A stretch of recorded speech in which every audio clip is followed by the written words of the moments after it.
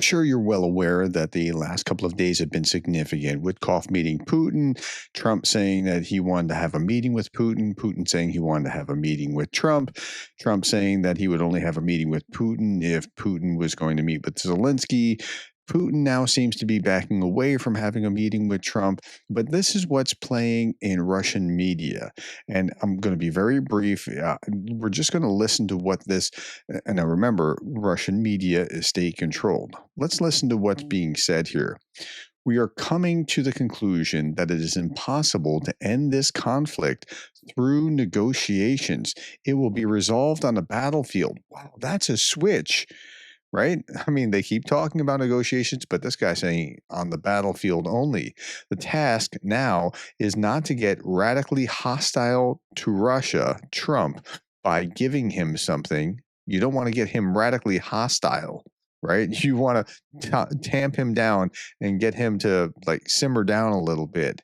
And so what are they going to offer? An air truce, if the Russian leadership considers it possible, in my view, from Trump's point of view, analyzing his psychology and his modus operandi, could be a quite worthy option. Okay, an air truce would be one of the worst possible things for Ukraine. Remember, if like Putin and the Russians want to have the war, like, let's just have this war over there on your territory. So the invasion of Kursk was really a comeuppance.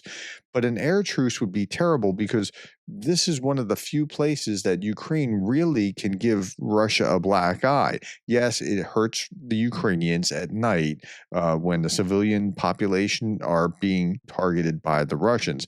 But it also hurts the Russian population when it's denigrating the oil depot or going after their planes on their Saki air base or logistics factories. So that would be terrible.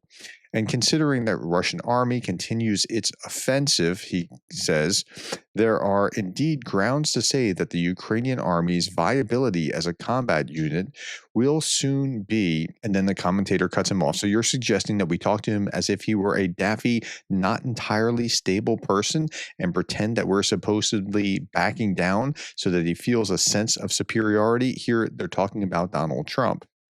That's what their strategy is, and this is what's on national TV in Russia. Not quite, Olga. Look, when speaking with someone, you have to keep their goals in mind. In my view, Donald Trump's true goal is not to secure Ukraine's victory, but to chalk up a Nobel Peace Prize for himself, to stop yet another war, to get some achievement. Now, that might be true, but it's also going to help Ukraine potentially in the process. So, and that's not something that they actually want to see happen. And by understanding this true goal, we can formulate our methods of influencing Donald Trump.